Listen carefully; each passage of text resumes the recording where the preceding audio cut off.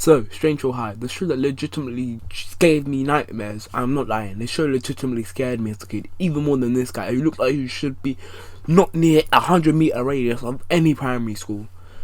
And this show's premise is for three kids: a snarky looking kid with stupid hair called Mitchell, Becky, a person who tries to be the voice of reason, but in the group he just basically just wins both of them. Templeton, my favourite character, with a questionable fashion sense, because the whole show is baffling and we don't even see his face, so I love his glasses. So, Stranger High is a British children's puppet animated series for BBC. The show was co-produced between BBC, Phantom Media and Factory. So yeah, let's just get into the review now.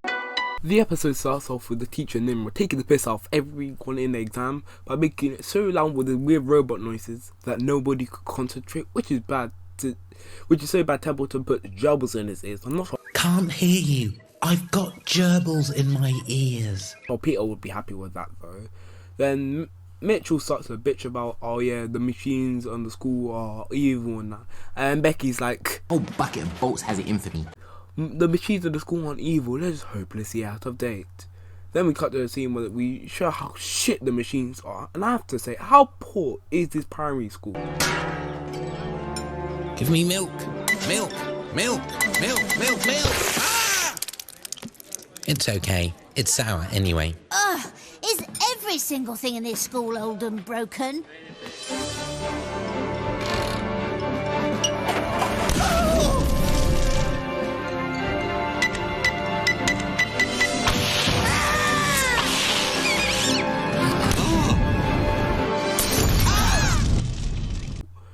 I used to go to a poor primary school myself back in the day, but like, this one's just sad.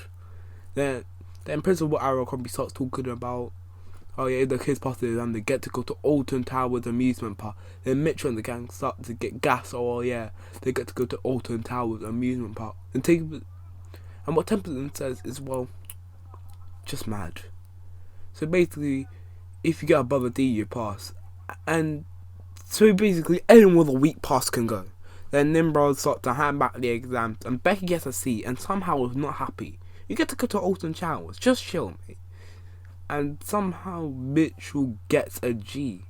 I'm not sure how the American system works, but how would you get a G? Then my man Nimrod starts violating him. Even a grade. Something's wrong with you, man. Maybe something's wrong with you. Maybe you should pay more attention. But you're boring. And I have ADHD. You know, attention deficit hyperdysma something. ADHD does not compute. Lots of kids have it these days. I was not programmed these days. I was programmed in 1959, back when children paid respect and attention to teachers. What? Sorry, I wasn't paying attention. If you have a problem, it is your problem to fix your problem. Oh, I'll fix the problem, alright. Soon during break time, Becky and Mitchell start to plan their revenge, and they do it so Mr. Abercrombie, and they do their revenge by basically just making the robot malfunction. So Mr. Abercrombie has to go and get some untested, unsafe thing in a school with untested robots from a random place, so the school don't have to spend money. That's some cheap. And then next day, the gang are introduced to the new teacher Kate, who may or may not be evil, and the school equipment has been brought to date. Mitchell starts taking the piss out of Abercrombie a little bit. And looking at the language lab, we cut back to where Templeton is getting exposed to have feelings for a robot, which is honestly a bit weird. And anyone, I'm not gonna lie, it's not right to take the piss out of him, but it's also funny as well, and it's a bit weird. And Kate obviously defends Templeton and chooses Mitchell to answer the question. Mitchell obviously not knowing because he was not even paying attention. And the teacher starts records and somehow realizes he has ADHD. So she chooses another student.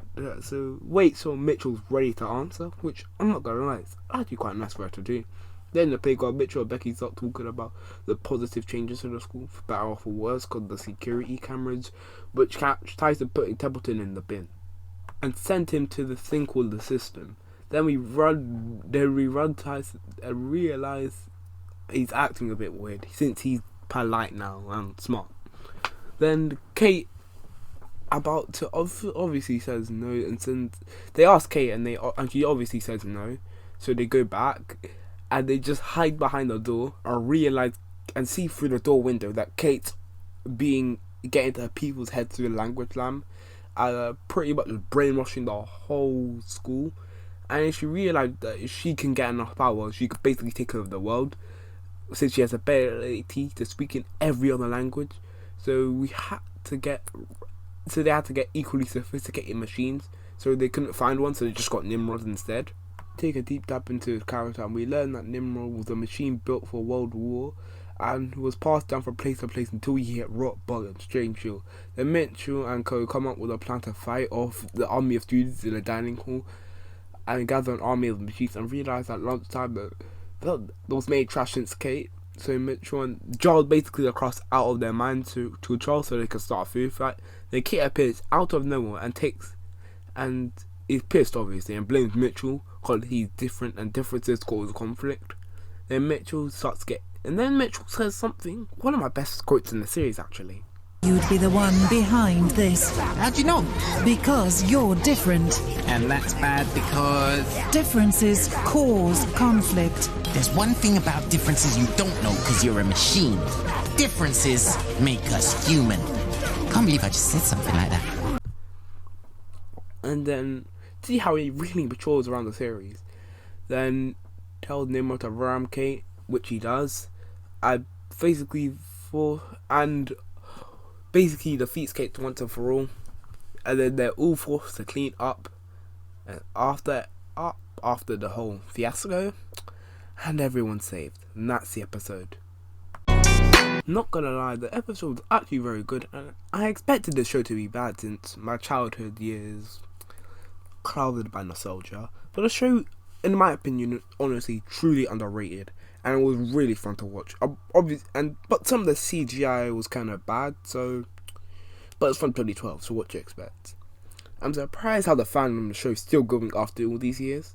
Like, look at some of the videos, quite nice. And thanks for watching, guys. Remember to like and subscribe. Peace out.